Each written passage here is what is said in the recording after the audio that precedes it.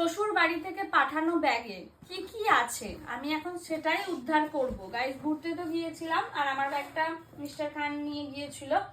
তো কি কি ওর ব্যাগে রয়ে গিয়েছিল, মানে আমারই ব্যাগে, সেটাই এখন আমি দেখতে চলেছি।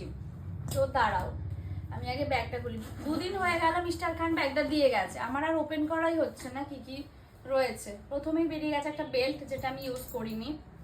এরপর হচ্ছে একটা প্যান্ট, এগুলো সব শাশুড়ি মা ধুয়ে গুছিয়ে পাঠিয়ে দিয়েছে। ওই তো ওই তো ওই তো আমার জিন্স। জিন্স, বোনের জিন্সটা পরেছিলাম। ওরে বাপরে, এতগুলো হিজাব ছিল রমজানের কাছে আমার। দেখো গাইস, ঠিকঠাক করে পাঠিয়ে দিয়েছেন। এই হিজাবের কালারটা খুব সুন্দর। আচ্ছা, আর জুতো, এই যে আমার নতুন জুতো, সেটাও ধুয়ে পরিষ্কার করা। শ্বশুর বাড়ি থেকে পাঠানো ব্যাগে কি কি আছে আমি এখন সেটাই উদ্ধার করব। গাইস, ঘুরতে তো গিয়েছিলাম আর আমার ব্যাগটা মিস্টার খান নিয়ে গিয়েছিল।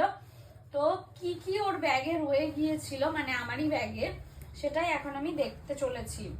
তো দাঁড়াও, আমি আগে ব্যাগটা খুলি। দুদিন হয়ে গেল মিস্টার খান ব্যাগটা দিয়ে গেছে, আমার আর ওপেন করাই হচ্ছে না কি কি রয়েছে। প্রথমেই বেরিয়ে গেছে একটা বেল্ট, যেটা আমি ইউজ করিনি। এরপর হচ্ছে একটা প্যান্ট, এগুলো সব শাশুড়ি মা ধুয়ে গুছিয়ে পাঠিয়ে দিয়েছে। ওই তো ওই তো ওই আচ্ছা, তো এটা আমার জিন্স, জিন্স। বোনের জিন্সটা পরেছিলাম। ওরে বাপরে, এতগুলো হিজাব ছিল রমজানের কাছে আমার। দেখো গাইস, ঠিকঠাক করে পাঠিয়ে দিয়েছেন।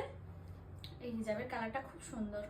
আচ্ছা, আর জুতো, এই যে আমার নতুন জুতো, সেটাও ধুয়ে পরিষ্কার করা।